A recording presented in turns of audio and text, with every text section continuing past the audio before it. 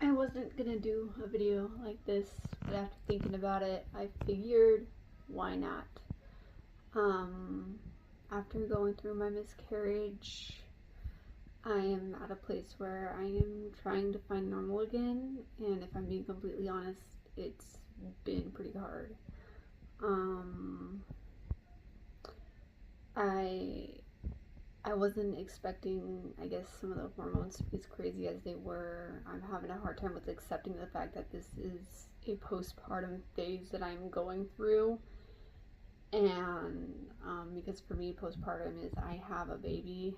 Um, it feels more like a post-mortem phase in a sense.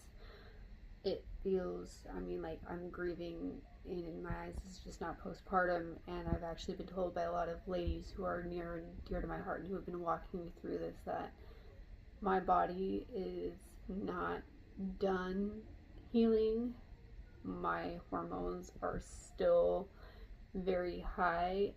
It's been a little over 2 weeks since my DNC, and I'm I'm just kind of I'm struggling. I'm feeling like, logically speaking, like I know I'm in a postpartum season, but emotionally speaking, I'm not. And I'm just trying to navigate that. And I feel like I've got good days and I've got bad days, but I feel like I'm just trying to navigate going through this and trying to do normal things the best I can again. And like, it's very intentional trying to do normal. And I've been having real good days, but then every once in a while I won't be thinking about it, and all of a sudden I'm like, it's just a bad day. It's a day where I'm just struggling emotionally. And my husband, my family, they've been super supportive going through all of this, and they're just um, everything I've been told, and even those in my community have told me that I just need to give myself grace, take it easy, and then to rely on the Lord, to rely on Him for my comfort, to give it to Him, to know that this is all in His hands. One of the things we went through in my Bible study this week was the names of God, and one of those names is Emmanuel, God with us. God is with me in this season. He's with my family in this season. He's in, like, I'm not going through this alone, and to just give it to Him and to allow His grace and His comfort to come over me, because even though I don't really understand what I'm going through right now, He does, and He has all of it in His hands, and He's holding every tear that I've cried.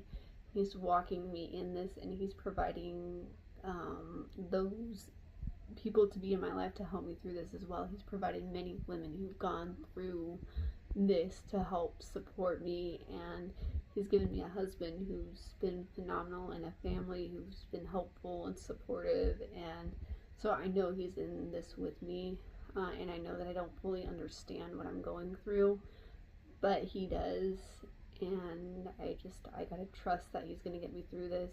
And in all honesty, I don't mind going through the parts that I need to go through to heal. I'd rather go through the hard parts and come out on the other side healing than not go through the hard parts, shove it down, and then wake up one day and realize that this is not something I've healed from.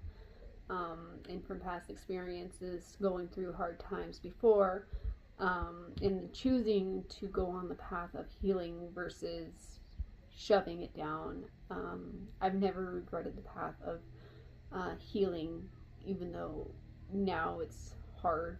But again, I want to do it now. I want to heal properly, then get down the road and realize that I haven't done the proper amount of healing. So, one of the last things to kind of come back to me in this kind of postpartum season is the cooking. The first 2 weeks that I found out, it was before my body miscarried. I found out during an ultrasound that there was no heartbeat. And so my body thought it was still pregnant up until the point to where after I had the DNC, after that I kind of started cooking, kind of not. But now that we're almost a month post finding out, 2 weeks post DNC, but about 4 weeks after we found out, about 4.5 weeks from the time the baby died to now. So I have been slowly getting into cooking again. Tonight I'm just keeping it easy. I'm just going to do beef tacos. I've got some homemade taco seasoning here, and then I plan on using the remainder of that for a chili. I might need to make more, but we'll see. We'll see what I have on hand. Alright, I've got, what is it, like 3 pounds. This was a Costco slab of beef. Let's see, this maybe not. It'll work. I think I'm gonna try to see what else I have. Alright, I've got everything that I need for an additional homemade taco seasoning. So let's just go ahead and mix them real quick. So it calls for 2 tablespoons of chili powder. I hope I'm reading that right. But my guess is that's probably it. There's a couple different versions I could make, but because I already have it in the beef, I'm just gonna make it as is. I've got paprika, which I'm just going to dump the rest of this in. I also need cumin, which again, just dump the rest of this in. I don't know how strong it'll make it, but whatever. We've got some cayenne pepper, which I think I'll just do 1 tablespoon of that since we already have the chili powder. I don't want it to get overly spicy. Actually, it might be a little bit less. A little bit less than a tablespoon. Then I'll do just a little bit of oregano. Again, I don't want it to get too spicy. So I probably got about a tablespoon-ish of that. And I actually do like a lot of garlic powder in my spices. So I'll probably do about 2 tablespoons of that. I'm kind of loosely following the instructions here because I do want to have some taco seasoning to last a while. And I actually, as I was getting all these ingredients out, I found my carne asada. None of these are homemade. I just like keeping them on hand for when I'm trying to come up with quick meal ideas. So I do have that, and I'll just go ahead and shake this up really good. Hopefully it's not too spicy, but I can always modify it. This is started season, so it's not too hard to modify. And I'll go ahead and just sprinkle this over. Yep, it looks about the same color as what's already on there. Alright, I think that's probably good. I add in an additional 2 tablespoons. So I'm just going to go ahead and get this on the stovetop, round it up, and then get all the taco toppings out. I've got about half diced and then half for whoever may want sandwiches for the week. Gonna grate up some cheese and then tacos are done. So I think the first thing that kind of got back to normal for me would be to do our schooling. And our schooling is just something I don't want to slack on. I want to make sure that even though we've kind of been in a hard season, that the schooling is still taking place, even if it's less than what would typically be. It's just not something I want to falter on. And instead of taking like extended time off, we'll just kind of play it by the day, especially right now, still going through it. Yeah, I'll show you kind of what I'm doing. So I'm going through the Becca. We're on lesson 103. We don't have too much left to go until we switch over curriculum. And then I use BJU Press for our Bible study. But yeah, I love how this has been going. We're studying the Gospels right now. So we're currently in a lot of the miracles of Jesus. And what I'll do with the lesson plans is I'll take the lesson plans and kind of pick and choose from the lessons the parts that I do want to use according to what my daughter knows and what she needs to know, and just kind of modify it according to something that works best. And I pretty much just follow the workbook pages verbatim, just because those are something she really does enjoy. Here's some writing that she's been doing. We're starting to write like sentences. And then we have phonics and reading. But I find that she enjoys like the numbers and like some of the more active lessons in the workbook pages versus reading and writing. But yeah, I think that it's important to keep up on the schooling, and it's easy for me to do. It's not like it's hard for me to find normal, again, like between doing school, doing chores like laundry and dishes. Those are all stuff that kind of is done across the board, unless like I'm having a day where I really just can't find myself the strength or the energy to do anything. But the more normal we're getting, the better off we are at maintaining even the small chores, and we're slowly working ourselves up to like the normal routine again. Another thing that I did actually get into right away was keeping up with my Bible study. I did that the next day, and honestly, I think a lot of it is, one, that's my time with the Lord, that's not to be compromised, but for two, going through this time of grief, it's leaning into Him and leaning into Him more and more each day, so that I never stopped. But soon after, we started the book of Matthew through my community Bible study. This is an international thing, so I would highly recommend joining that, either that or Bible Study Fellowship. Both are international, so you can find them wherever you live. But yeah, it's just, again, going through this loss, leaning on the Lord, doing the routine the best I can. I am kind of on the lookout for some studies that talk about going through miscarriage. I have my eye on some books and some stuff I'm starting to read. But again, just really leaning into the Lord with all of that. I also wanted to share some Bible passages that have helped me through this. Psalm 42, as the deer pants for flowing streams, my soul pants for you. Really, the whole psalm talks about, Lord, I'm hurting. Please be with me. I trust you. I'm with you. In my notes here, I have, my heart is heavy, yet my faith, trust, and hope is still in God. I will praise Him. I'm allowed to hurt, cry it out, grieve, and yet I give it to Him, as He is my comforter. But yeah, again, basically, I'm hurting, but I trust you, and I know you're with me. Psalm 23 is about having peace. It's also one of my anxiety chapters, but having peace in Him, and He brings peace and restores my soul, even though I am hurting. In Ecclesiastes 3, it talks about everything has a season and a time to be born and a time to die, a time to plant and a time to pick up what is planted. All these have different times and different seasons, and that's also been a huge comfort. Finally, Romans 12:15, rejoice with those who rejoice and weep with those who weep. Again, I've definitely felt that in my own life as I've been weeping, and I've also felt great times of rejoicing with those who rejoice in the joyous times in my life. Something I'm finding to be kind of tricky in terms of like just trying to find normal is trying to get back into some of the things that I love.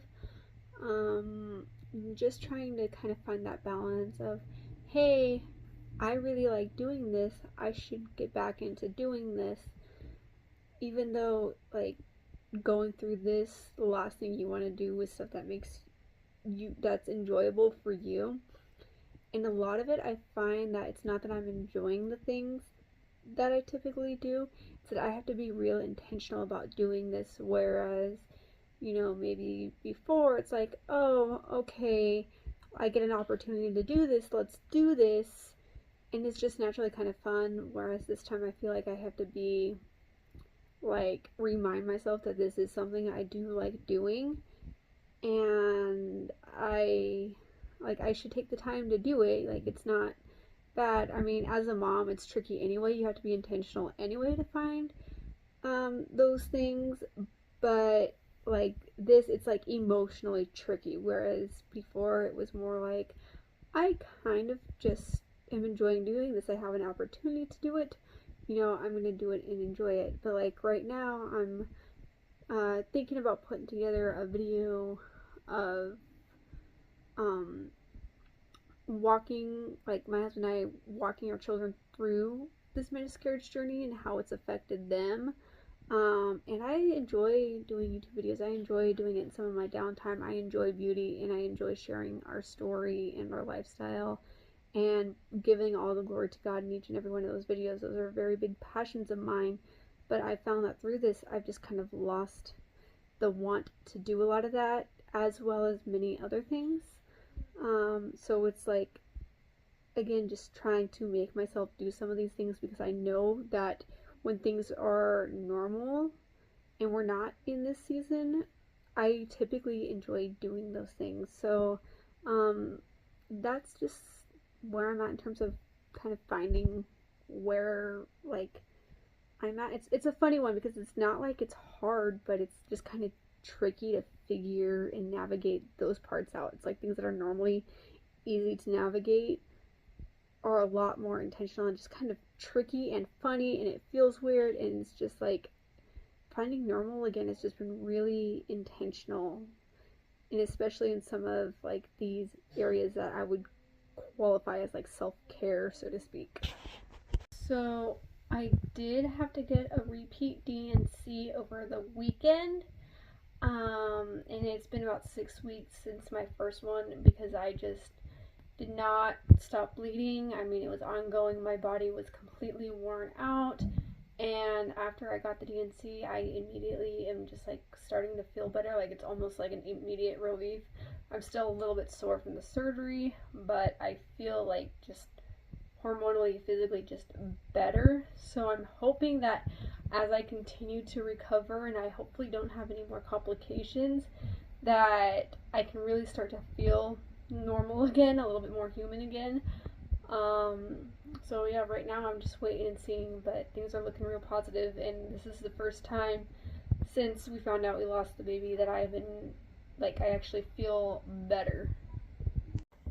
At this point, I think the remainder of like getting back into normal and getting back into the full routine is just kind of a day by day thing. There are some days where I feel like I can do it and I'm able to be productive, and then there are some days where it's just kind of hard to just do too much, and I need to allow myself to just take it easy on those days. Overall, I do feel like I am doing a little bit better, especially now that we got this second D&C and I'm able to like really allow my body to heal up properly. But again, I don't know what the remainder of the grieving process looks like going forward. All I know is that our baby is with our Lord, and I will see him or her one day in heaven. And as hard as it is for us now, we know that we will see our baby again one day. So again, just we're taking it one day at a time. And if you are, again, going through your own pregnancy loss or the loss of a child, I am so deeply sorry. Again, I cannot imagine what it means to go through this farther down the road, as we were very early on, and being this early on and feeling completely shattered. I just can't imagine the kind of pain some of you out there have to endure. So again, I'm so very sorry. I hope you found this video helpful, or maybe insightful, or maybe it was just in a way that you don't feel alone. But I really don't know how to close this video out. It's just it's one of those things where I gotta do day by day, and again, I'm so very sorry for your loss, but I will see you in the next video. I do plan on doing a couple more videos regarding my pregnancy loss, so stay tuned if you are interested. Hit that subscribe button if you do want to see those or get notified when those come out, or if there are any specific videos you may want to see regarding this issue. I'm not trying to get you to come to my channel. I want to say I'm here with you, and I do want to document as much of my journey as I can in this. I don't want to forget what I'm going through, even though it's hard. I want to hold on to this, and maybe if the Lord wills, He can use it one day, and if not, that's okay too. But I do want to have as much of this as I can bear in the moments documented. Anyway, I will see you in the next one. Bye.